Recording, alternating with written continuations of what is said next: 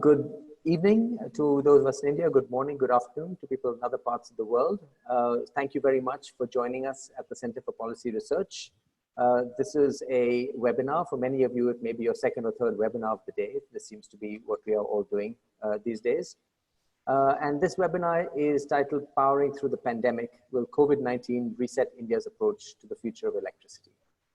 And the objective of the webinar really is to take a step back from the immediate context of India's power sector and look with a slightly longer perspective at what the future holds for the power sector and what the COVID crisis means in terms of whether or not it's an opening, whether it's a closing of doors, whether it's simultaneously both of those. How should we be thinking a little bit more systematically and strategically about the future of India's power sector? To help with this, we have a note, a brief really, that was written by Ashwini Swain, one of our panelists, and you'll hear about that in a minute. And maybe my colleagues at CPR can just put a link on the chat box as to where people can access that brief. What we will do is we will have Ashwini discuss the brief and then turn to the panel for discussion.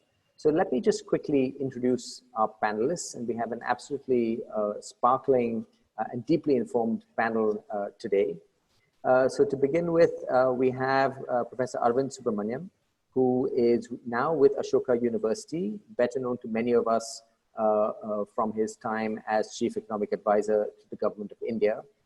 And as part of his time there, he, of course, anchored the economic surveys, among other things, and spent a good bit of time looking at the power sector, looking at the coal sector, and so on. So he is aware both of the sector, but also of the broader context, the economic context within which the power sector operates. So we're very, very grateful to have him. We also have Mr. Ajay Shankar, who is currently a distinguished fellow at the Energy and Resources Institute, but was former secretary at Department of Industrial Policy and Promotion, and also former special secretary at the Ministry of Power. When he was at the Ministry of Power, Mr. Ajay Shankar was the shepherd and the steward and the architect really of the Electricity Act 2003. And he's since written, reflecting on his time in the power sector.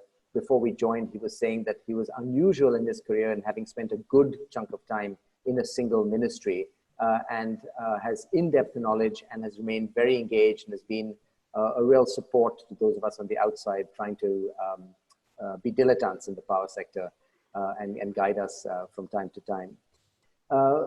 We also have Vandana Gombar, who is the editor of global policy at BloombergNEF. And Vandana and I met each other only relatively recently, I think outside one of the embassies that periodically call people together to talk about energy, but I've been following her writing for a long time. And I think Vandana brings a real sort of bird's eye view on the renewable energy sector and deep analytical understanding. And also, unlike many other energy wonks, is a very, very clear communicator. So thank you again for joining us, Vandana. Finally, we have my colleague, Dr. Ashwini Swain, who's a fellow at the Center for Policy Research. And Ashwini and I have had an ongoing conversation about power probably since the mid-2000s. And this is a continuation of that conversation. Ashwini, as I said, has written a report, a CPR report that is just being released today. And I am now going to turn to Ashwini for maybe a 5 or 6 minute introduction to the arguments and the points that we make. And then we'll come back to the panelists and try and make this as interactive as we possibly can. So Ashwini, over to you. Thanks, Navroz. Just a second, let me share the screen.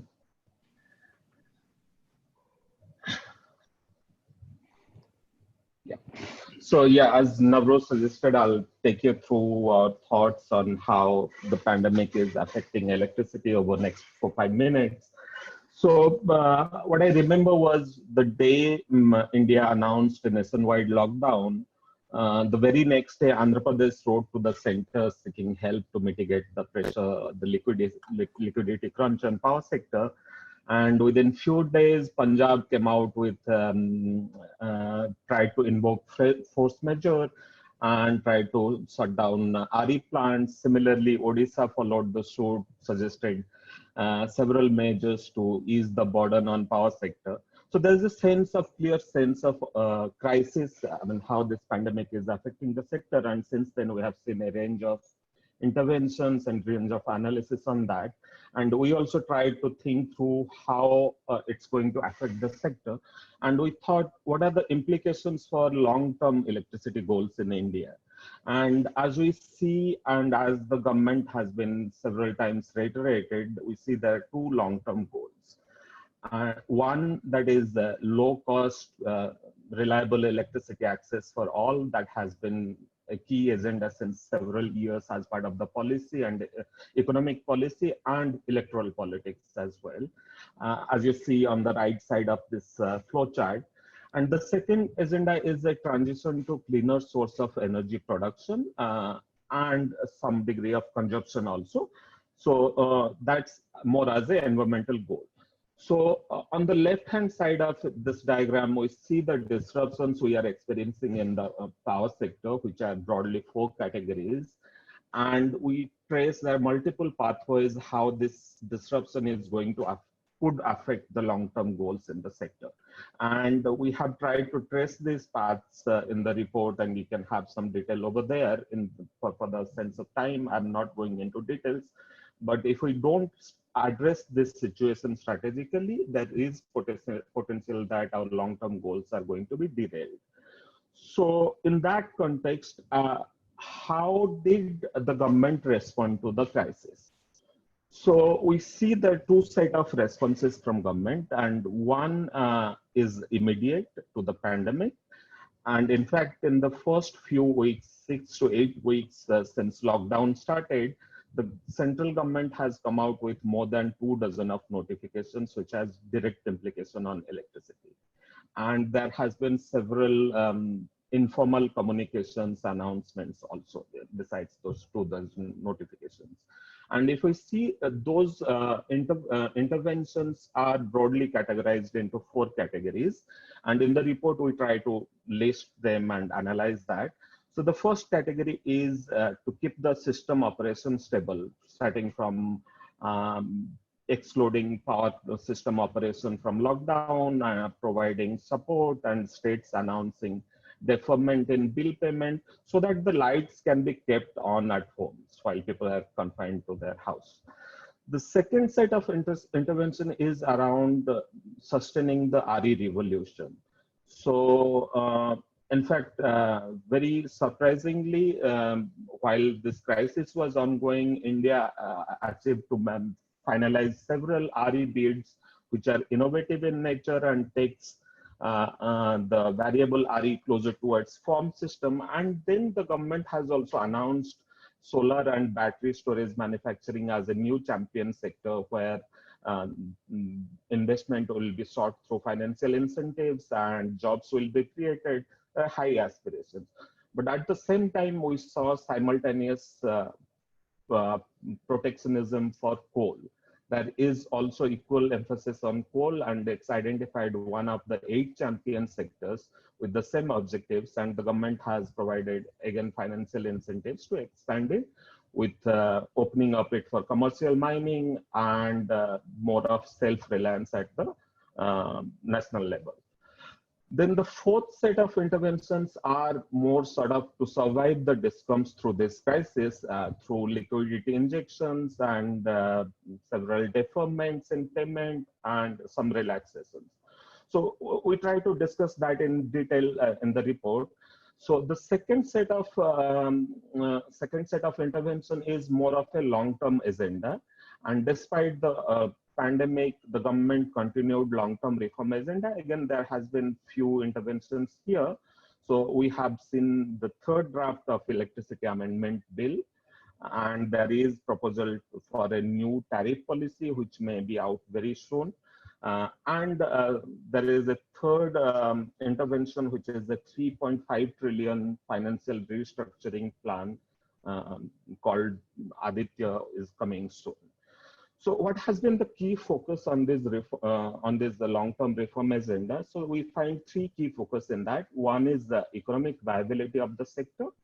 And there have been several measures starting from better contract enforcement to prepayment at the wholesale level as well as the retail level. while we see economic viability is important, but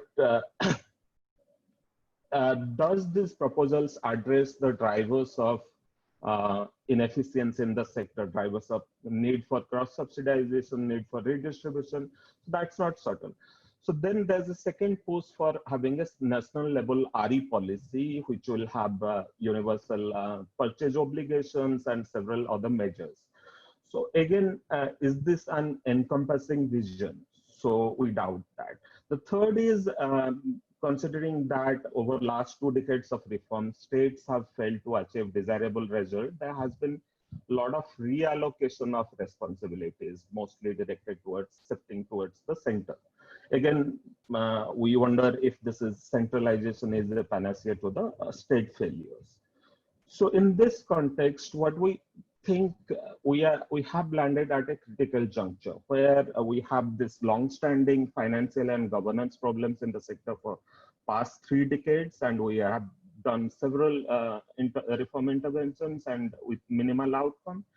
And since last 5 to 6 years, RE has become cost competitive at different level, initially with grid-based tariff, now with conventional power. So that changes the game. There are threats of load migration, which may push the high-paying consumers out of grid, making it even more difficult.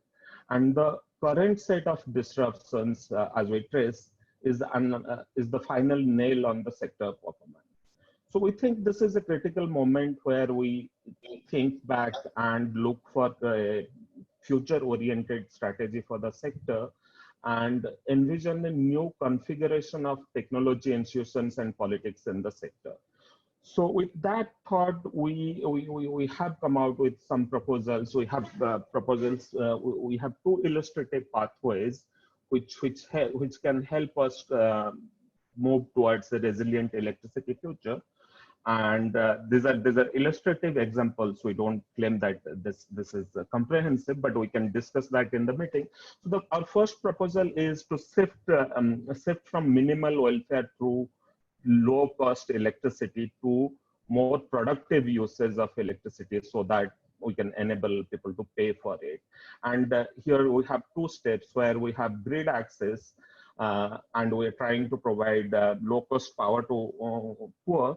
We can shift towards promote productive uses of that power with a comprehensive strategy where we provide incentives and adequate infrastructure and financial support for the productive use. The second part is, instead of tariff subsidy, can we move towards infrastructure subsidy for the poor, so that the recurring tariff subsidy burden doesn't grow. In the second part, our suggestion is to treat electricity transition not as a competing infrastructure need, but as a catalytic force for economic revival. And here there are some proposals from the government already. I mean, not so much driven by the pandemic, but much more driven by the geopolitical reasons. There's a push towards domestic manufacturing of components. And but do we have, this has been a long-standing aspiration since we had the National Solar Mission, but it's time to think of a strategy. Can we think of a strategic green industrial policy around it, which looks at the distributive questions as well as create economic co-benefits? Then the second perspective is, there is an opportunity, we should seek opportunity to get rid of our old and inefficient coal plants, which creates a win-win situation depending on state context. It's not just creates more space for cleaner energy sources, but it also gets the younger fleet of coal plants in use, which is much more efficient, and at the same time that helps to salvage the public capital locked into those plants. And the third suggestion here is India, the government, the central government particularly, has a substantial gain from fossil fuel market crash. And particularly, just to point out, The kerosene subsidy, which has been in the range of 400 crores per month, has come down to zero. Similarly, LPG subsidy has also come down to zero. Can we use those tax and subsidy benefits for cleaner energy sources? And we hope to discuss these ideas. These are conceptual thoughts, and we hope to work around this. And I'll pause here. Thank you. Great. Thank you, Ashwini. Thanks so much. Maybe that was a very good and clear summary of what's in the note. So with this, I'd like to invite our three panelists to reflect and just to sort of prep the discussion a little bit. I mean, in a sense, what we're saying is, before moving to the level of concrete, immediate suggestions, we need to chart a direction of travel that makes sense. And the direction of travel that this brief proposes is this idea of emphasizing not just access to electricity, but figuring out ways of enhancing the productivity of rural areas through electricity to enhance their paying capacity, so that we're not locked into another few decades of cross-subsidy and all the pathologies that brings. And then thinking much more deliberately about the RE transition. So do we have sort of a vision for the sector? And then we can kind of get into the concrete policies. So I'm going to turn to the panelists in the order that I introduced them. First Arvind Subramanian, then Ajay Shankar, and then Vandana Gombar. And maybe just ask for high level, very brief, if possible, 3 or 4 minute reflections that can, in a sense, seed the ground for our conversation. So over to you, perhaps, Arvind, if you don't mind. Yeah. Thanks, Navroz. Thanks, Ashwini. It's a great honor and delight to be on this panel with such distinguished colleagues. And a terrific presentation, Ashwini. Thanks a lot. And the note as well was very useful.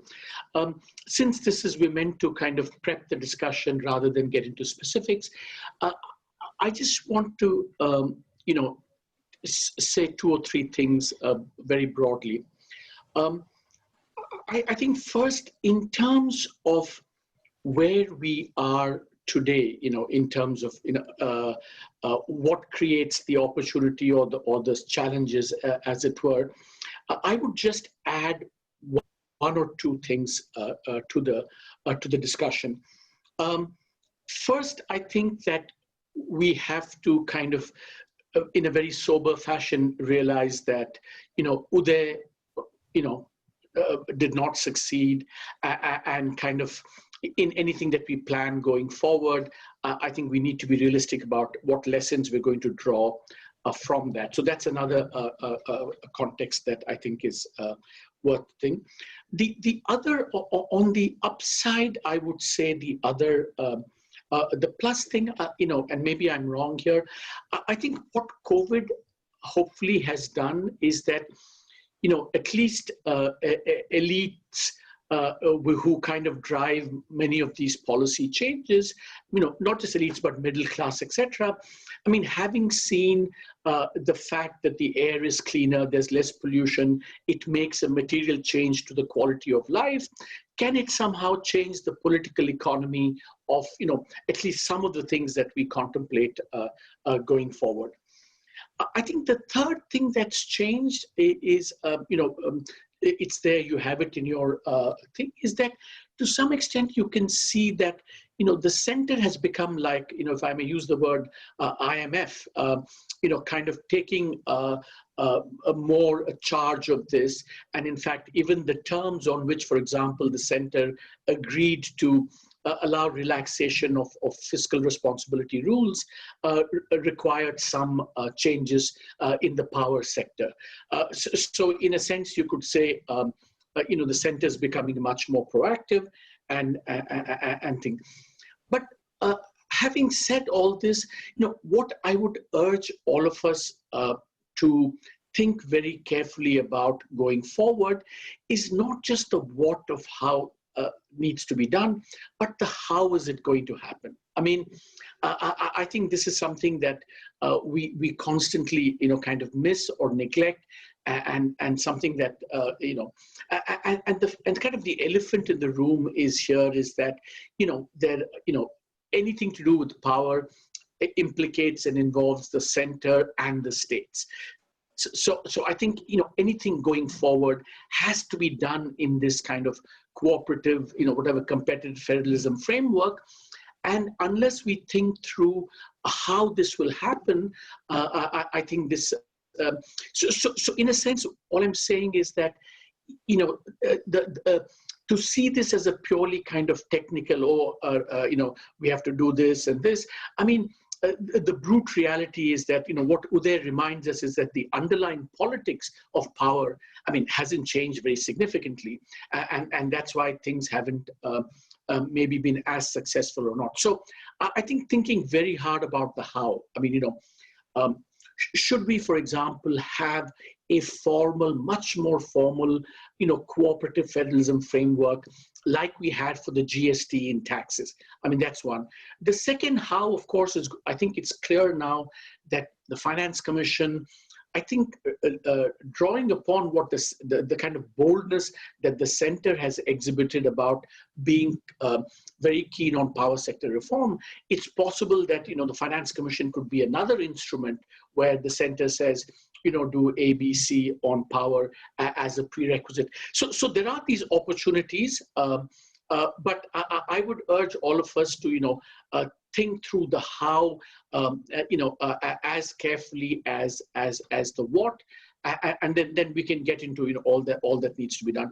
The last point, I would make, maybe just to put on the table, is that, there are two other, I wouldn't say elephants. One is an elephant and one is another development which maybe should be noted. Maybe it was there in the note. One is that, remember that, we have, let's not forget that on the generation side, we have very low plant load factors. We have huge excess capacity.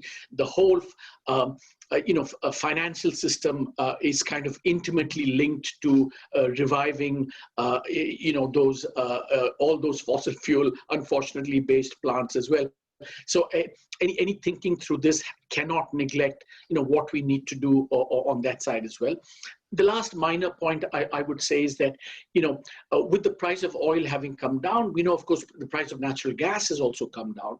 So any kind of energy transition that we're thinking about going forward, it's not just going to be coal and renewables, but also, the whole natural gas, because as you know, in India, because of whatever cooking gas, the gas distribution network, let's not neglect, thinking through gas as well. So let me stop there, and I will come back to my own preferred agenda for reform. But I've spoken too much. Sorry about that. Thanks very much, Navroz. Great, thank you, Arvind. And I will just say that your emphasis on keeping our eye on how and the politics of it very much resonates with this research group. Our last piece of work was called Mapping Power, with the pun very much intended. Mr. Ajay Shankar, look forward to hearing your introductory thoughts. I'd begin by complimenting Ashwin, because I think it's a thoughtful and thought-provoking paper. And also, I think it rightfully emphasizes to think beyond the current crisis. So my appreciation and compliments once again. The power sector has been in difficulty for a long period. So it has been in difficulty, and the difficulty became worse in the last financial year as the economic situation started deteriorating. So Maharashtra and Gujarat saw fall in demand of 20–30% even before COVID. COVID has actually created a crisis. So we have to think of the crisis and how to cope with the crisis in power in conjunction with the crisis in the economy. But going beyond the current crisis and surviving, as I'm sure we will with some difficulty, we need to start thinking of the big picture, and the decline in demand gives us a little space.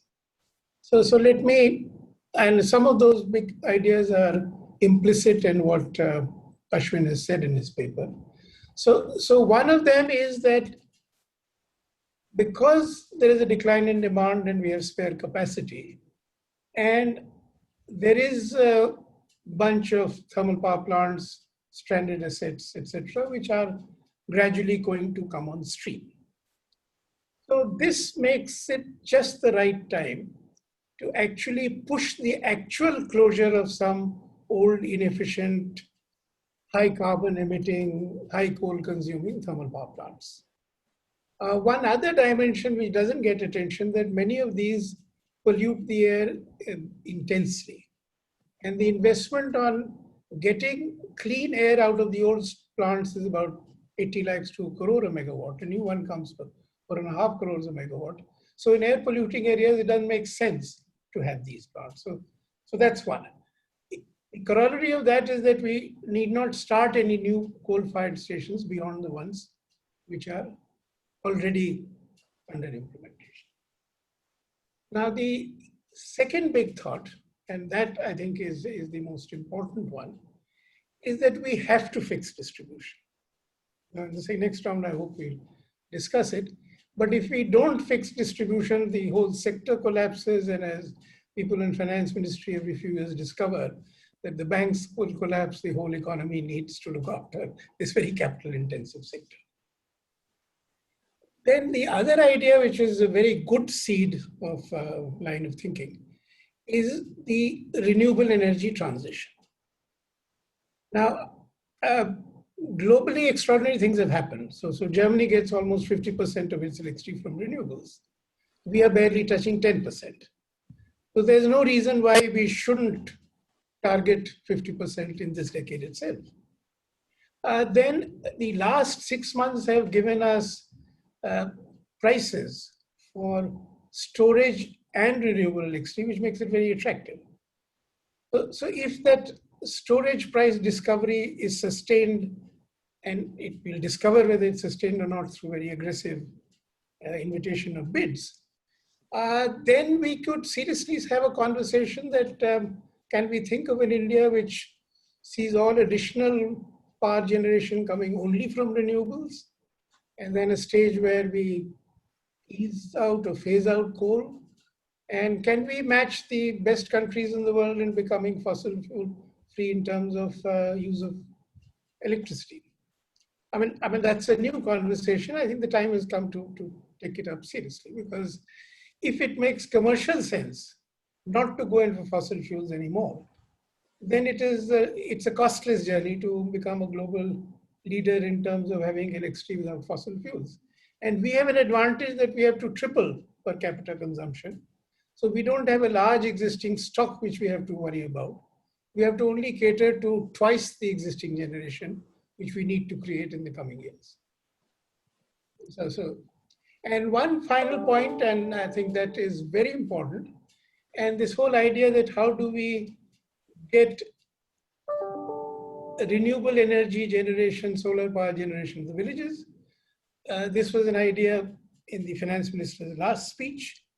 There are ways and ways which can be done. One of it is implicit in the Kusum idea, but I think this needs a more serious conversation on how to make it happen quickly. So with that, I'll rest for the moment. Great, thank you very much, Mr. Ajay Shankar. Several themes in there, perhaps for Vandana to pick up on, but I'd like to hear what your initial thoughts as well, Vandana, and then we'll take it into a deeper conversation. Okay, thank you so much for having me. I'm not an academician, so I'm going to keep it really short and crisp. So from Ashwini's presentation, the line that I picked up was RE changes the game, and I would underline that and put it in bold. The thing is that I think it was last week that we got another lowest bid for solar. So another record was broken. It was in the UAE, 1.35 cents per unit. It's about 1 rupee a unit, and we're heading towards 1 cent. India also broke another record, 2.36 rupees a unit. And storage is getting cheaper, and that changes everything. So I just want to say three things, and I'm speaking from a perspective of one who looks at governance and policy as a black box, and I'm standing at the outgate and I'm looking at really what is coming through. So for a country which was arguing for the carbon space for development at international fora, we have done really well. We have 84 2,000 megawatts of clean energy, which is phenomenal. I mean, solar and wind dominate. I think if you look at the solar numbers, and if you were talking to someone in 2014 and you were talking about 35,000 megawatts of solar, by now they would have just laughed at you. So we've done some things really well. Again, Ashwini mentioned in the course of this pandemic, you had the government come out in support of the renewable energy sector, which kind of goes to show what their priority is, even though we are also doing things in the coal sector. But like I say, you look at what we do rather than what we say, and it kind of starts to make sense. On the coal side, I'm going to refer to a conversation I had a couple of years ago with Professor Emery Lovins of the Rocky Mountain Institute. And that was the time that the US was trying to revive coal. And he had talked about any attempt to do that is like defibrillating a corpse. And I think that, I mean, we can try to do it, but you can't really fight economics. So if you look at the tariffs that you're getting for solar, you want to see where you want to put your limited assets to, where you want to put your effort in. That was the second thing I just wanted to mention on coal. And the third thing, I think in the presentation, or probably one of the panelists mentioned whether centralization is a panacea. I think it is. So if you look at, again, renewable energy auctions, and if we look at auctions which have been led by SECI and which are backed by the federal government, there is a very clear distinction in the tariffs that are discovered in such auctions, because obviously the finances and the credibility and the payment capacity and the surety of payment is very different from the central government versus for a state government, whether it's Andhra or Rajasthan or whatever. So centralization is a panacea. We've seen it work. We've seen it work in the renewable energy auctions. And I will wrap up here, and I come back to some of these themes later. Great, thank you. We have a wonderful set of opening perspectives, and we could take this conversation a number of different ways. I think clearly we should dig a little bit deeper and Mr. Ajay Shankar sort of explicitly called us out on this. What is the future of the discoms? Is this productive power kind of a road forward? And maybe we'll come back to that. But I thought maybe we would start with an initial round of conversation, taking further this question of the fork in the road, if you like, between renewables and coal, to overstate it a little bit. In reality, of course, it's going to be both. Arvind mentioned that right now we face low PLFs. Many thermal power plants face low PLFs. Ajay Shankar made a very clear statement calling for earlier closure of old plants and no new coal-fired power plants. And Vandana said something very interesting, which is that we should look to see what this government does and not what it says. And therefore we should maybe not get too agitated over the fact that we seem to be promoting renewables with one hand and coal with the other. So maybe we can kind of start with that last statement. If India is kind of committed, as we seem to be, to renewables, is there nothing to worry about in this COVID situation and in terms of the global story, as well as in terms of our domestic governance when it comes to this RE transition? Are there no real bumps in the road? Is this an inexorable shift? So maybe in other words, should we not be scratching our heads about a champion coal sector and a new champion renewable sector, which is what the government has announced? So maybe we can reflect on this a little bit more. I'm going to come to Arvind, but I actually want to start, if I could, with Vandana, to ask Vandana if you could broaden your comments a little bit and give us a bit of a sense of the global story on renewables in this COVID era. Are there any warning signs? Is everything sort of rosy? Are there any bumps in the road as a result of COVID in other parts of the world? What can we expect? And then I'll come to Arvind and then to Ajay. Okay, so I'll make two interventions here. So we just released our clean energy investment data for the first half of the year, and we were expecting it to be to reflect some of the stress that is related to the pandemic. Well, investments have been quite resilient, which is very positive. So in H1 2020, we are talking about $132 billion invested globally versus $126 billion in H1 2019. The sectors have changed. So in the first half of 2020, what sailed the boat was a lot of offshore wind. So the offshore wind financing in H1 2019 was, for the whole of the year, was $32 billion. And in the first half of the year, it was about $35 billion. Lots of activity in different parts of the world. And one could argue that a lot of these projects were moving along and they kind of fructified in H1 2020, and we might see stress later. So solar and wind has seen some stress, but overall we are seeing a very resilient picture. The second point that I wanted to make here was at BNEF we track two tipping points in the energy transition. So the first tipping point is when it is cheaper to build a new renewable energy plant for bulk power rather than a new fossil fuel plant. The fact is that for 2/3 of the world's population, the cheapest source of new bulk power is solar or wind today. So this is a fact today, 2/3 of the world population. It's pretty huge when you absorb it. And the second tipping point we look at is when it is cheaper to get power from a new renewable energy plant rather than run an existing fossil fuel plant. So that tipping point is likely to be pushed further because of cheaper gas for countries which rely on gas power or on cheaper coal.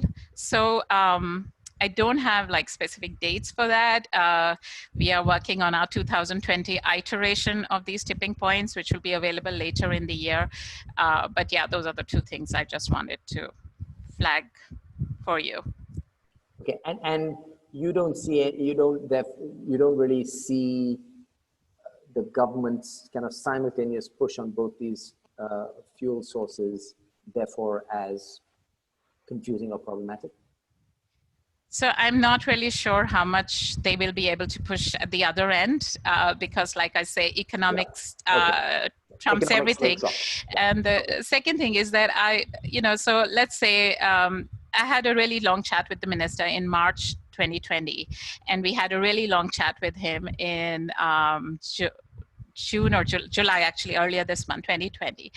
And nothing in the conversation had changed. So in terms of what the government's priorities are, in terms of whether it's limiting cross-subsidy, making cheaper industrial power available, unchaining the distribution sector, and a lot of renewables, tightening RPO, which Ashwini had in his presentation, nothing is diluted. If anything, I think I sensed a renewed vigor in trying to get those through. And once you get those through,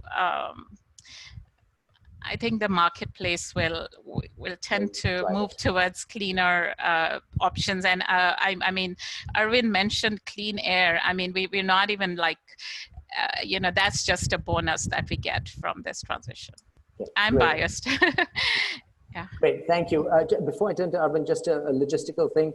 I should have mentioned this earlier. Please do keep your questions coming in the Q&A box, and we will curate it. And towards the last half hour, I will pull from those questions and pose them to the panelists. Sorry, Arvind, you've been patient. You're muted, Arvind. I don't want to be the party spoiler on this renewables stuff. While broadly, I think, over a certain period of time, that's how we must head, and that's how the government, to its credit, has been doing. I find some of this RE boosterism a little bit, at least I have some questions and some skepticism. One, if we think for the foreseeable future, because of what has happened in terms of the economic crisis and the fact that recovery is going to be weak for some considerable period of time, and if kind of there's, demand therefore remains soft rather than hard, and you have all this excess capacity in thermal, I think the more you have that excess a supply, lack of demand question, I think the more it becomes a little bit this, a little bit of a zero-sumness about this. What do you push a renewable, and that means that your plant load factors in thermal will come down. So I think let's not lose sight of, if we have, demand growing gangbusters, I think the scenario that you have here, is plausible, and therefore, because then what happens is that you can maintain both and have REs going much faster. You don't actually have to maintain the status quo on thermal or even shrink that, and that's the zero-sumness. So I think it hinges on that one very important thing, that demand picks up, and I guess that's what I guess Ajay was implying. The second thing about this RE boosterism, which I think we should be a little bit careful about, is about this inherent, so my first point is kind of a RE versus fossil fuels point and how demand feeds in. The second point is about the sustainability of the sector itself. I get it that technology is declining. I get it that these things are heading in the right direction, but at this stage, the sustainability of the sector depends upon a whole bunch of explicit and implicit subsidies that we are giving to renewables. I think let's be under no illusion about that. I think we are giving a lot of subsidies for renewables. So at this stage, it's not obvious that the sector can be self-sustaining. Maybe technologies will improve and so on. That's one. Remember, we've seen all that happen with the overbidding and on renewables and all the chaos that led to in the last 1 or 2 years. So I think we have to be a little bit more careful. Second, I think on this sustainability of the sector, remember this depends upon cheap coal from cheap inputs from China, the solar panels, cheap finance, lots of guarantees across the board. So I think, and all these, are we going to allow solar panels to come in from China in the new context? I don't know. Maybe we will, maybe we won't. So I think we just need to think much more harder about, the sustainability of the sector.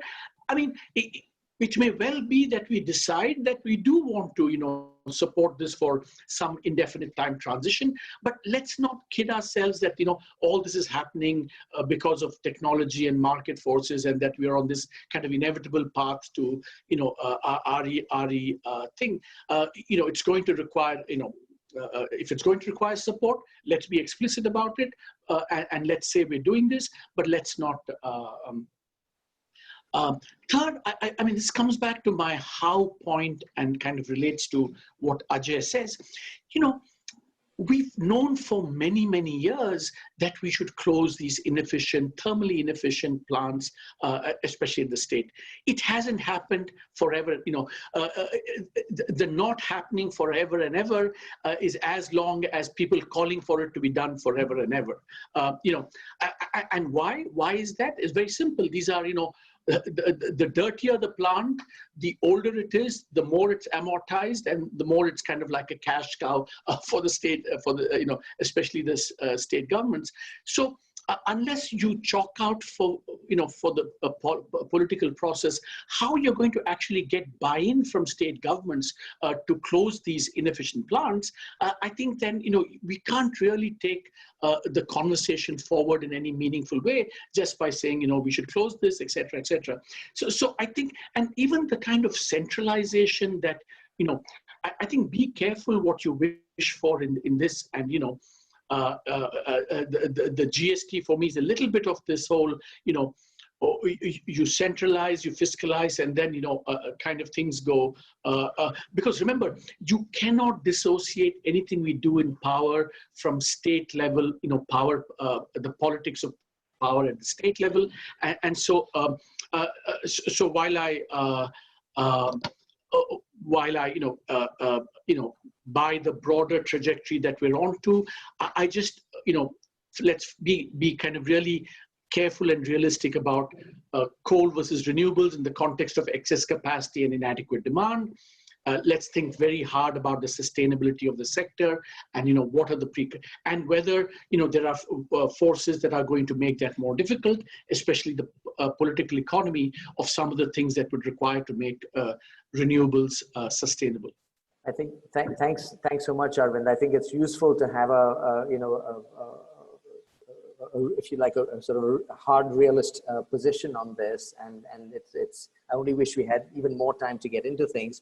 But I want to, having had thesis and antithesis, let's see Ajay Shankar's synthesis now. I have a slightly different view, so I'll elaborate very briefly. One of the things you've advocated is generation of renewable power in villages or solar power. So now, to give some ballpark numbers, if you had a feed-in tariff of 4.5 rupees a unit in the kilowatt range for supply of solar power to the grid, okay? So 4.5 rupees, there's enough money to be made because the tariffs that have come out are 2 rupees some paise. This investment will take place privately. It will not need any subsidies. The delivered cost of electricity in a village today is about 7 rupees a unit. So DISCOM actually saves 3 rupees a unit if it enters into a feed-in tariff regime. 6 lakh villages, 1 megawatt per village over a decade, you can have 600,000 megawatts of solar power. If you get solar power in the day, you can give farmers electricity in the day, which you don't do today. And if you can give them electricity in the day around the clock, their efficiency, productivity, water use, so many benefits will flow. So I think technology and prices have brought us to a point where solar power does not need subsidies and is a winner on its own in India. Now the issue of the PLFs of the existing coal-fired stations. Now from a purely financial perspective, if the old plants which have been amortized and there is no debt and they are fuel guzzlers, if they are closed with some regulatory fiat, nobody is poorer. And the states also will not be paying all that much more because the fuel costs are very high. So nobody's worked through the numbers of, very old 110 megawatt power plant and its coal consumption at a remote distance from the coal mines, and the huge R&M costs, plus the 80 lakh to crore megawatt capex required to conform to the existing regulatory. The other thing about the PLF is that when I was a youngster in the power ministry, and I was looking at the incentive scheme for NTPC, which was newborn child then, a PLF of 62.5% was considered ideal. And we designed an incentive scheme for the staff, thinking it never go beyond 70%. 85-90% PLF has been the result of shortages and load shedding. Because if you look at the demand curve without any renewables, you will not get a PLF more than 62.5%.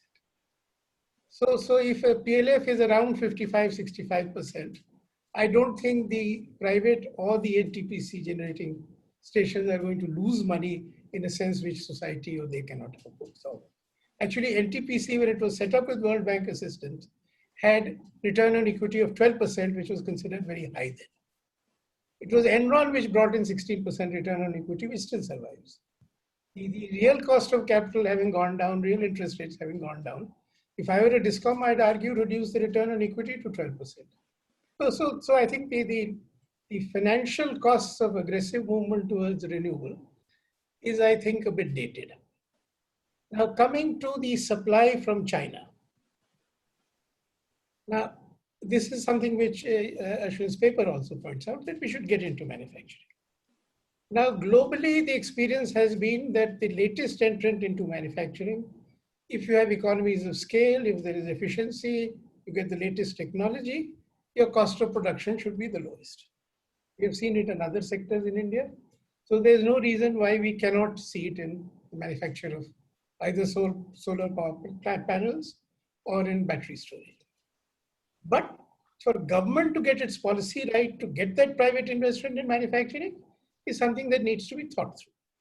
I mean, in fact, one of the input costs is energy and electricity, so government could easily use the 15% unallocated quota of LTPC power and use the older plants and give very cheap electricity. I would say even some subsidy here or giving it no profit, no loss is a good idea, because I think for self-reliance, for sustainability, for energy security, I think we do need manufacturing of solar panels and grid storage batteries in India. And the Chinese could do it in 5-7 years. There's no reason why we can't do it in 4-5 years, if you want. But it's a different kind of policy that we need and a different kind of thought process we need. Okay. I will answer this part now. On others, I'll come back in the next round. Okay, wonderful. Thank you. I would love to get you back in, Arvind, but I just want to manage the conversation a little bit, and we'll get you back on this later. We have several questions coming on chat. I was going to come into Ashwini. We're going to ask him to sort of hold his horses for a minute. You know, we've had a round of conversation, particularly whether renewable energy is inexorable, whether there are real obstacles, whether it can be overcome, and obviously we have different views among the panelists. This conversation has been set up with these two questions that are sort of linked, but also a little bit separate. And I think we better spend a little bit of time on the other question, which is, what do we do with the fact that we have this legacy of governance challenges that are being the weight is further being put on the sector by COVID. And this idea that Ashwini has put forward, that focusing on the productivity of the power sector through perhaps capital investments rather than consumption subsidies is a way for us to work our way out. And Arvind mentioned that Uday has failed indeed, as have all the previous bailout packages before it, APDRP 1, 2, and so on and so forth. So can we maybe turn to that set of questions? And I'm going to start with Ajay Shankar to say, can we rethink, and do we have a way forward to rethink this long-standing problem of the discoms and the sea of red ink that many of them tend to generate? And in particular is this idea of thinking about agriculture productivity through power, which then increases paying capacity. And is that a possible mind reset that could be useful? And I want to pick up one of the questions from chat related to that, that have come in from the audience, that has to do with the governance approach. So somebody picked up on Vandana's suggestion that maybe centralization is the panacea.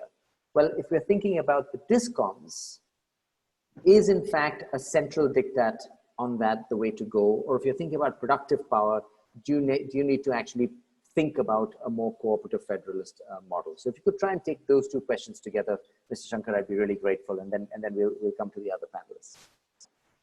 The first point I'd like to make is that, and this is a theme in your writings and discussions, that the political economy dimension is critical. And Arvind in his opening remarks also referred to that. Now, just before this, I was glancing through the latest Power Finance Corporation report on the state finances. And the numbers are quite telling. So we're looking at roughly overall losses of say 85,000 crores in a year on a turnover of 6 lakh crores. State of Maharashtra in 1 year has a swing of 5,800 crores. From a loss of over 3,000 crores to profit of 1,900 crores. The state of Andhra Pradesh manages to increase losses by 16,000 crores in 1 year. So it's a very much a state-specific political economy question. The regulatory commissions and the political process in the states have been completely disappointing, because the Electricity Act envisages professional determination of tariffs, the state government letting go of the power sector and the tariffs and concentrating only on subsidies. It hasn't happened in any state. So, and the central government has tried to somehow get things right. The first bailout was 2001, 2, 3. The second one was there. The third one is coming now. So I am coming around to the view that if the central government stopped all bailouts, unless the condition was that you bridge the gap between average cost and average revenue in your tariff filing right now, within 12 months, there is no bailout. And if public sector banks stopped lending to discoms on the basis of implicit state government guarantees, then the state governments would have no option but to get their act together. And if I exclude agriculture, and if I exclude what is called lifeline consumption, then there is no reason why India cannot pay for the power it consumes. If I take lifeline consumption of 100 units per head per month, and whatever goes into agriculture, I think the balance should pay for itself, and if it pays for itself, the discoms are fixed. In some cases, you need to privatize, as Delhi was privatized, and maybe you need to privatize UP and Bihar, where governance cannot be set right. And the Maharashtra, Tamil Nadu examples I have given because these are well-governed states. So in Maharashtra, they can do a 5,500 crore swing in 1 year. So can Telangana or Andhra or Tamil Nadu do it. So I think the central government, instead of going into APDRP 1, 2, some other conditionality-based financing, just said, no more money, soft money, you get your act together. And it is doable. I mean, look at where petrol and diesel prices have moved up in India in the last few decades. I mean, people have taken it. And one of the things which Dr. Manmohan Singh did in his last year, and for which he didn't get much credit or blame, and it's a good thing, is that he quietly allowed diesel prices to move up and come near petrol prices. So it can be done. It's just that politically, no state government leadership has been forced to think seriously and act seriously on power. Sorry, can I just ask him a question there, Navroz, related to what he was saying? You know that there has been an announcement that NTPC, along with some other companies, is going to enter the distribution sector. We've been hearing it for some time, and I wonder if that's another facet of that centralization we are talking about. And I wonder if that may end up changing the game. See, the key is that for instance, ideally when the act was put in place, the idea was you'd have discoms run commercially, Gencos run commercially, they would get listed in the exchanges and so on and so forth. None of it has happened. So in fact, the discoms are ideal cases to go to the bankruptcy court and be put forward to a resolution professional and for being auctioned. Because once you are auctioned, then you have a right to go to a regulator and say, this is the tariff I need. So the political economy at the state level has, in spite of 17 years of the act, not seriously either accepted the spirit of the act or accepted the political need to fix discoms. It has happened to some extent in Gujarat when the PM was there, and Gujarat has been positive since. It has happened in Delhi with privatization. In the other states, it tends to swing. And Navroz's book brings out very clearly in-depth statewide studies of how the pendulum is either just floating in water a little above, a little below, or very few states moving towards the right direction. So a very hard budget constraint from Delhi, along with political leadership, could easily fix it. I mean, I remember Delhi distribution was privatized. It was losing 4,000 crores a year. The ATC losses were around 50%. Mrs. Dixit went to the PM, then who was Mr. Vajpayee, and said, I want to privatize. If you back me, I'll do it. Otherwise, I won't touch it. He said, I'll back you.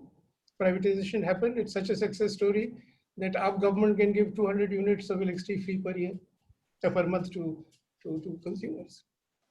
And they get dividend from at least some of the companies.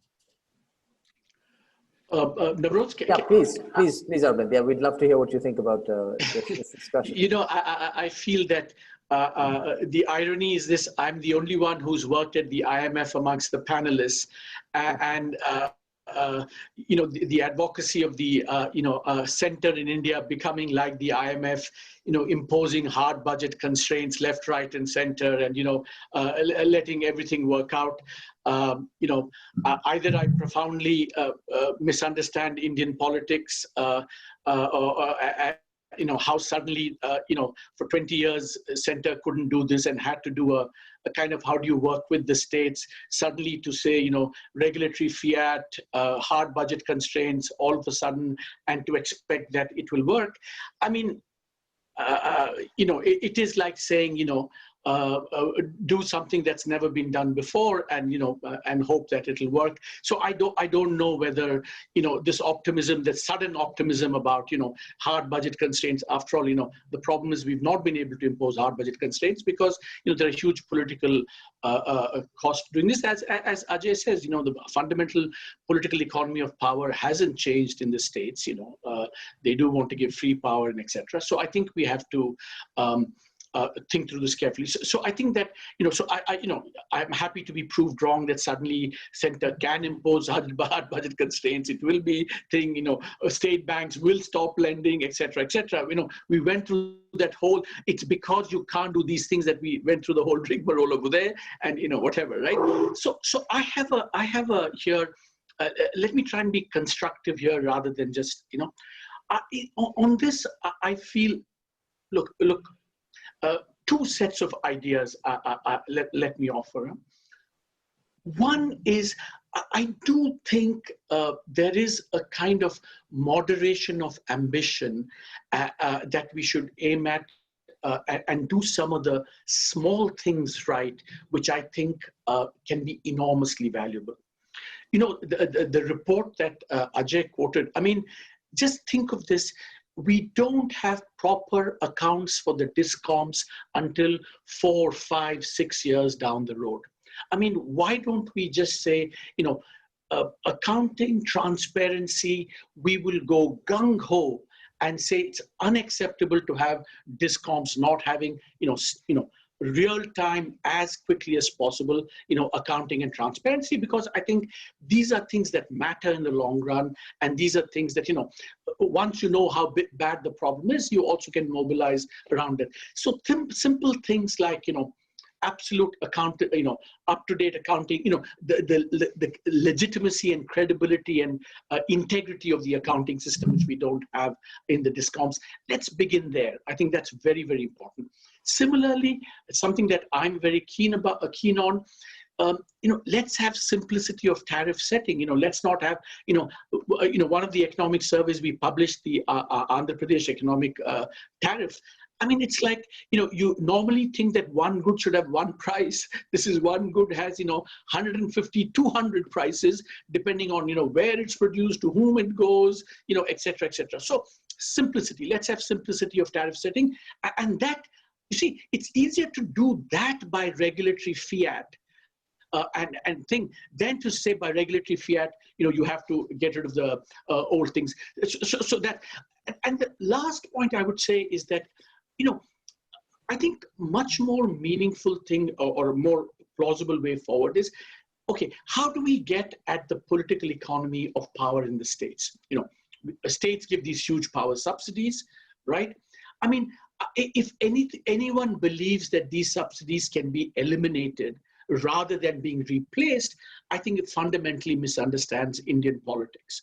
So can I just jump in on this, Arvind? I think I want to sort of drag the panel back to, I think, the concrete proposal in this brief, right? In a sense, it's exactly what the brief proposes, is that if you are going to move away from these subsidies, you have to have a way in which the population receiving that subsidy doesn't vote the government out of power next time around, right? That is the political economy.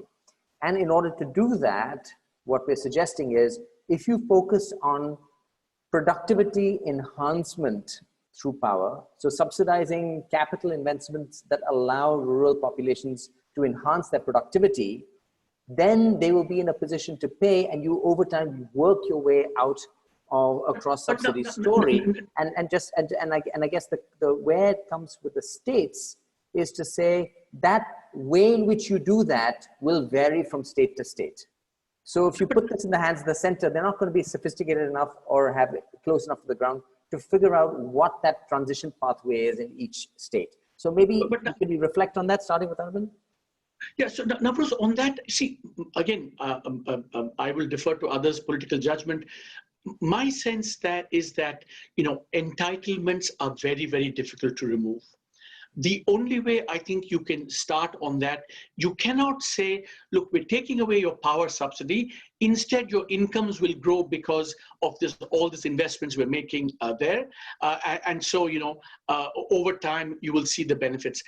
I think the political economy only works is twofold. One, whatever you do, you have to show, delivery first and then subsidy. The sequencing has to be right. And second, I think in my view, the only way it works is that, you eliminate the subsidy and replace it with some kind of cash transfer. I think it has to be much more directly linked rather than saying, I take away the subsidy, but I'll give you productivity growth. That's why I think the political economy of what you're proposing, I feel kind of, it doesn't quite work for me, but, again, maybe I'm wrong. Okay.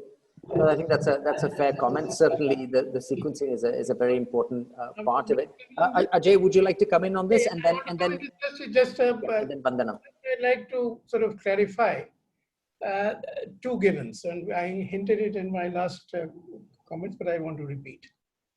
Agriculture subsidy or free power for irrigation is a given. I think it would be pointless trying to get any state government to give it up. Number one. Number two, I had said lifeline consumption of 200 units per household per month is also required at a highly subsidized rate. 1 rupee unit. The argument that I was making is that if the state government, and every state government can afford this, if you fix the governance of the rest right. There, Arvind is right that instead of multiplicity of tariffs, you go for practically one tariff or two tariffs. And there you may not have all the tariff increases at one go of say 80 paise a unit and one tariff filing. I mean, you can do it in next 2-3 years. But as long as that tariff increase is accepted politically and is accepted by the regulator, no prudent financial institution should be willing to give 1 rupee of further debt to any discount. If the central government wants to guarantee a debt, it should insist on a trajectory that your gap between revenue and cost today is this much. Next 3 years, you will get rid of it. You file for the tariff petition and argue before the regulation that I will get efficiency gains, and in which case the tariff increase will be lower. Instead of saying that you will reduce ATC losses, because that's a fiction, it doesn't happen. I mean, in 2000, 2001, I've signed MOU on reforms with practically every state government, and all of them talked of energy audit, ATC loss reduction, etc. Nothing is that. And the other is privatized distribution. I mean, why should the country shy away from privatizing distribution in states where governance is generally weak? So I recall Mr. Sheila Dikshit's predecessor, a BJP chief minister, telling me, I wanted to do it, but I wish I'd done it. So I mean, I have no hesitation state like UP. I mean, there's no way you will get efficiency gains without privatization. And many states have found the political will to get in private sector players in the name of franchisees. Okay, call them franchisees, whatever you call them. But efficiency gains have to come, and where you are efficient enough, there is no alternative to tariff increases for those other than poor households, 100 units a month, and agriculture. And these two subsidies, I think all state budgets can afford. And this is politically sustainable. Thank you. I think this is it's a very rich and long-standing conversation. I want to see if Vandana wants to sort of come back on this. But before I give it to you, Vandana, let me just see if Ashwini wants to add specifically on this back and forth that we've just had, and then I'll come to Vandana to maybe make the links back to some of the renewable energy discussion or to comment directly on this.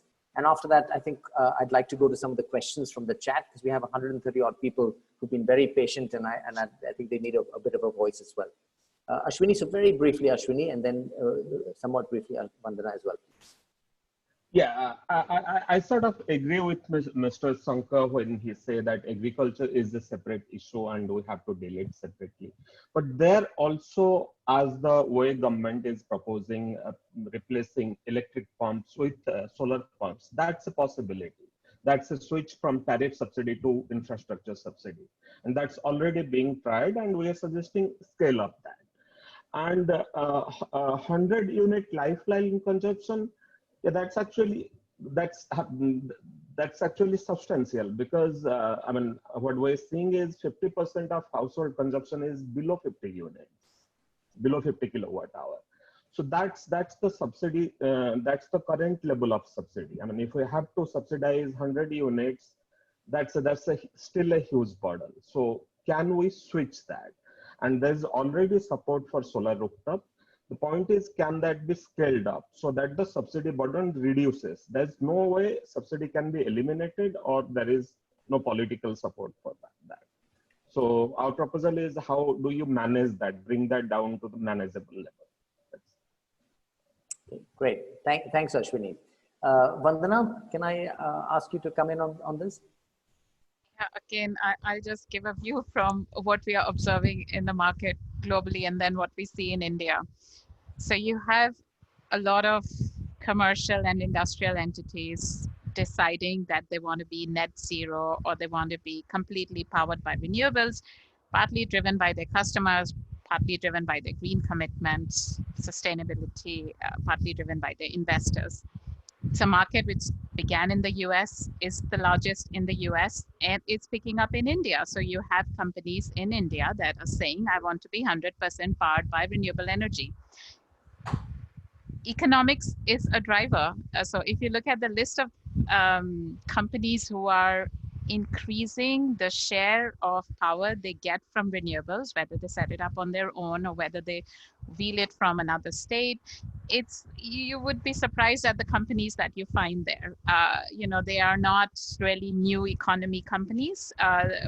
The list is long, but let's say one of the companies which has decided that it wants to be powered by renewables completely is Infosys.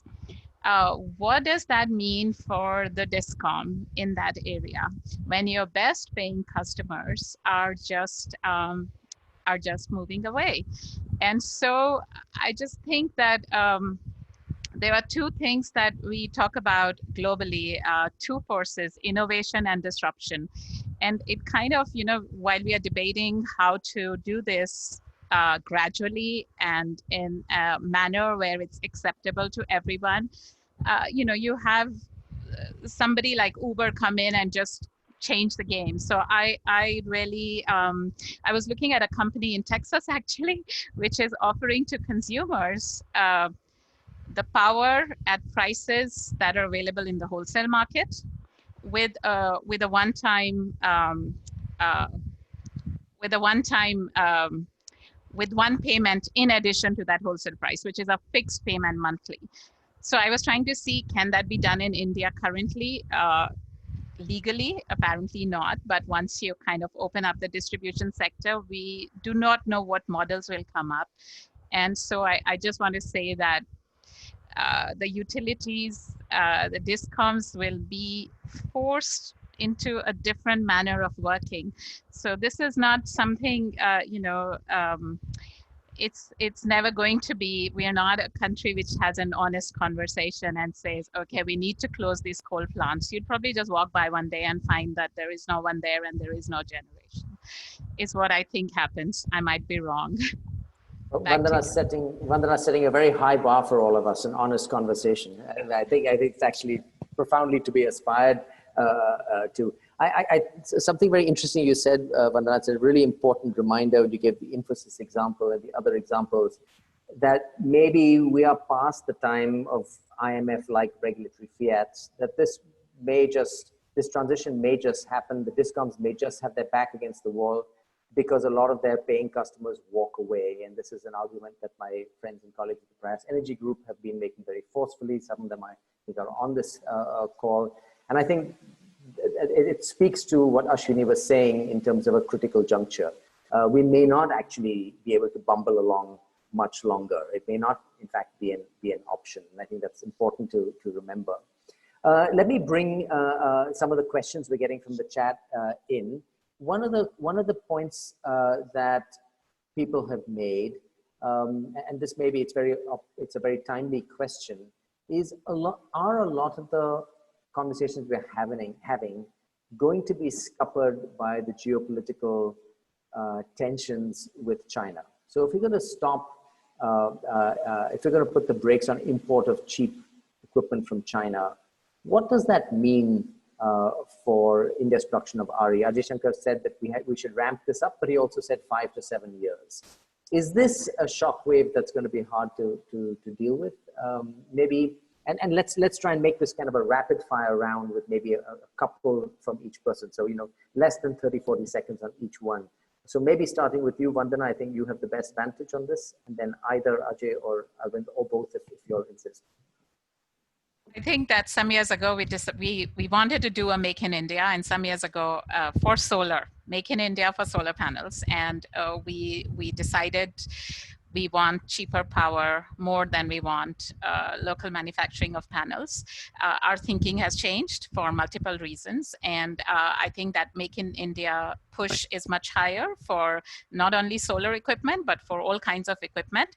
We don't have a natural competitive advantage, but like many people are saying, that competitive advantage can be built up, and maybe the rest of the world, which might be sourcing from India in the future, is not really looking for the cheapest panels, but they really want alternative sources of supply, which works to India's advantage.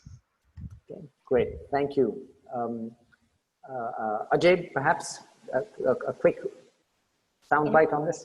I don't see India taking steps to restrict the import of solar panels from China in the near future. I see. Okay. All right. Ashwini, anything to add on this one?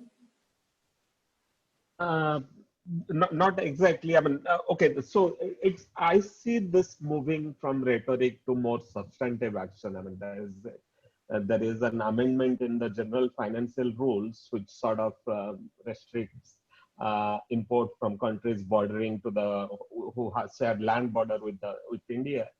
So I see there is a substantive move, but I'm afraid it may not be pragmatic to pursue that because manufacturing capacity takes time to come up. So, and then the cost factor. Okay. So whether we see sort of the light behind the sound or not is something we have to wait and watch. But it's probably prudent to go ahead and build that capacity any which way for both geopolitical and other reasons is what I'm hearing. We're getting a question to ask Dr. Subramanian to elaborate on what he sees the explicit and implicit subsidies associated with renewable energy. So very quickly, if you could, Arvind, this and maybe also thinking about the explicit and implicit subsidies, of course, on fossil fuels or the uncounted costs and so on. Maybe elaborate on that point. Yeah, I think, I mean, for example, whether it's, the guarantee, the first priority for renewal, the land subsidy, because, for example, solar is a lot of land. So I think there are lots of things that are going on which we don't explicitly read. Cheap financing, for example. So if, all I'm saying here is that, and you're absolutely right that we should do a similar costing of coal as well. All I'm asking for is kind of the honest conversation that Vandana was saying. Let's say, how much are we subsidizing coal, how much we subsidizing renewable, and then say, look, we want to, there are pollution costs associated with coal, there are health costs associated with fossil fuels, and we as a nation are willing to pay, X amount to avoid all those things. So it's just a kind of, honest accounting, rather than, I think the buzz is, oh, it's self-sustaining. I just want to ask, if, for example, you didn't have a central guarantee on, that, renewables will be purchased at whatever, how much investment will actually really come in today or not. So it's just a plea for some, honest accounting on both the coal side and the renewable side. And then we as a society, we say that, this is very important for us, and we go ahead and do that. So, so just as we want the discoms to do honest accounting, I think we should do that honest accounting on both solar and coal. Okay, great. Thank you. I will, in a slightly partisan note, just mention a very interesting paper by my friend Somnathan at ISI and his co-author, which basically says that just the air quality health costs of coal are more than, are enormous and would actually, even if renewable energy were more expensive now, this was a few years ago, it would be more than enough to tip the balance. So we aren't internalizing those costs, which I think is worth mentioning, but it's also the case that the political economy makes it hard to do that. Just going back to the questions, we have actually a number of questions. Yeah, I'm sorry, my colleague just reminded me, it's Somnathan and Shoaibal Chakrabarti. We had a number of questions actually on the demand side. So, part of the boom, we had this sort of boom in around the time, the 12th plan in terms of thermal power capacity based on demand estimates.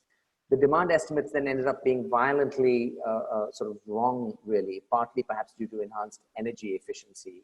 Now we have a COVID situation, which is really going to take us down a notch in terms of demand. What is sort of the demand side of this whole story? We haven't got into that very much. And it's also, of course, tied to productive power. Can we think about ways of creatively engaging the demand side of the power sector as we're thinking about this, as well as have better demand estimates? And tied to this, perhaps particularly for Mr. Ajay Shankar, we used to have in the good or bad old days, depending on your perspective, very clear capacity planning. We don't really do that sort of capacity planning anymore, post-Electricity Act and so on. Do we miss a step in that, or can we trust in the sort of more organic capacity addition process that we are in now? So a question about demand, a question about capacity planning, maybe starting with Ajay Shankar. On capacity planning, we went wrong because the demand projections were greater. But I think the reality only reinforces Arvind's public positions that actual growth rates have been far lower than anticipated. And maybe there is some over-reporting on the GDP side, because electricity consumption is one of the parameters he's picked up to make the case that our GDP numbers are perhaps overstated. And I'm inclined to agree with him there. So the economic downturn has been much worse than expected. And before COVID. So we are in deep trouble. So today, demand is lower than 25, is about 33% lower in Gujarat or Maharashtra, the industrialized states. And I think this will stay with us till such time as economic recovery takes place. And within economic recovery, we move from services to manufacturing, or the real brick and mortar economy, because this kind of value addition in a conference like this doesn't consume much electricity. So demand is lower. And that is why I was making the point earlier that we have the luxury of not starting any new coal-fired stations and still be confident that we'll not have shortages when the economy picks up. And by that time, if we have confidence that storage really works well, then you could seriously think of meeting all additional demand in the country from only renewables. Okay, thank you, Ajay. Vandana, would you like to come in on this one? And one other point, sorry, one other. The point made in your paper is worth pursuing as to how do I create more demand in rural India, in the villages.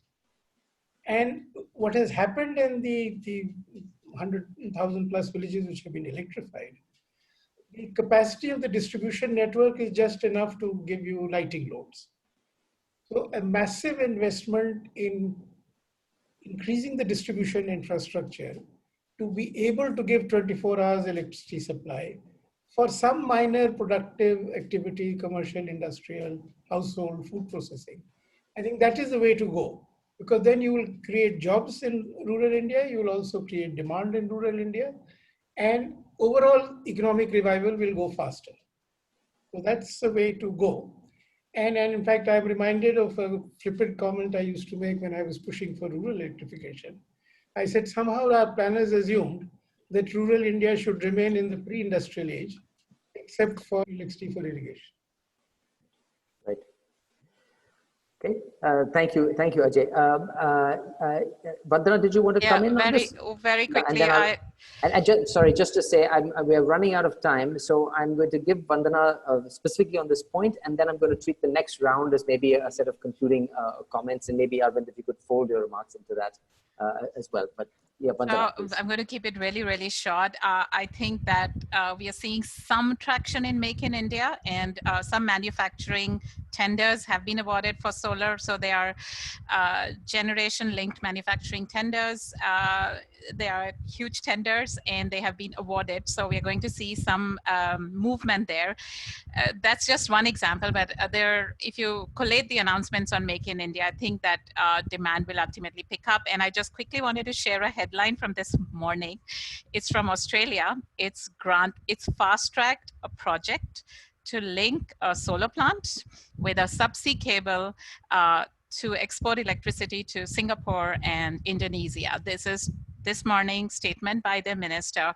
So, well, you know, if you have extra capacity, which is clean, I know there are issues within our region, but it has been talked about a South Asia grid, just moving power around, importing sometimes and exporting sometimes. It might be a good business model in the future. Navroz, can I just on this demand, one important, please. Yeah, please. Sorry. See, I think on demand, I just want to say two very quick things. One is that I think so much is going to depend upon the recovery going forward. So boosting recovery and economic activity more generally is a sine qua non for anything to do with reviving power. Point one. Point two, and this is where power comes in. In order to boost the recovery, I mean, the financial system needs to be fixed. I think that's a complete first order point. But within that, I think, and this is a proposal that I have made, that part of fixing the financial system has to be fixing the NPAs in the power sector. And that's the link between all these things that we're talking about: demand recovery, the power sector, renewables, thermal, etc. And therefore, I think when we have, our specific proposal is for the power sector is to have a sui generis bad bank type approach, because that allows you to solve in a cooperative federalism framework some of the other issues that Ajay and Vandana and Ashwini and you have raised as well. So I think that would be my final pitch. I don't want to say any more, but I think that's the way I think we should kind of bring all these things together going forward. I think one way of doing it. Okay, great. Thank you, Arvind. I think pretty much the spirit of the conversation, which is to say that we cannot have the luxury of thinking about the power sector as the power sector anymore. The power sector is tied to geopolitics, to banking, to jobs, to manufacturing, to agriculture, to air quality, and so on and so forth. And I think we have to find ways of talking about it in that larger way. We are almost out of time. I'm just going to mention a couple of things that we didn't get to from the chat. There was a question about carriage and content separation, which used to be sort of, the song that many of us used to sing. Interestingly, it takes somebody from the chat to bring that up. We haven't talked about that much. Where is climate change in all of this is a thought that has come up. To just pick up a couple of things: disinvestment and privatization, which we did talk about briefly. The fact that we have potential cash sloshing around the world looking for decent returns is an interesting observation that's been made. So unfortunately, we can't get into all of these things, but I'm going to give a last round of 30-second comments, and picking up on Vandana's exhortation for an honest conversation. Maybe I suggest that this last round of remarks, if you had one hard truth to share with sort of decision makers at this point in time, what's that one hard truth? What nettle do we have to grasp, and what should we do about it? Maybe we can go around. I'm going to give Ashwini the last word. Maybe Arvind, Ajay, Vandana, and then Ashwini. What is the sort of the one thing that you would really, in the spirit of an honest conversation, want to place on the table? Well, I don't have a good answer to that, but I think I really would say that, the honest accounting and, getting just basic integrity, transparency, and simplicity to our everything that we do, just kind of a modest starting point would be, I think, very good. Great. Thank you, Arvind. Mr. Shankar, Ajay Shankar? I agree with Arvind on this and also his earlier comment that we need to fix the NPAs of the power sector for the economy as a whole. And the final point and concluding point is we have to get political attention to fixing distribution. Without that, there is no hope. But if political attention is there, then I'm an optimist. Great. Thank you. Vandana? I'm going to share a statement from Reliance Industries, Mr. Ambani, who said he wants to be the world's leading new energy company and to be net zero by 2035. That's a timeline which is ahead of many other oil petrochem giants. It's pretty huge, and it says something about what's happening in the market and how people are changing ahead of policy. Okay. Thanks, Vandana. Ashwini? Okay, it's not exactly an answer to your question, but one last point I wanted to mention. And I think it came up that it's a fork in the road. We're thinking about coal versus RE, and gas also came up. So my point is, it's not just about the technology. We also have to think about institutions and the politics around institution also. So do we still want to continue with state as the provider of electricity? Or we have to think about alternatives? And if it is market, do you want to leave that space to market, given our welfare, the nature of the state that India is, or we have to think of some proactive institutional structure? So that's a question I leave with, and we'll take it forward. Great, thank you. Maybe I'll just take, that was a wonderful round of concluding comments. Maybe I'll just take 30 seconds before we wrap up.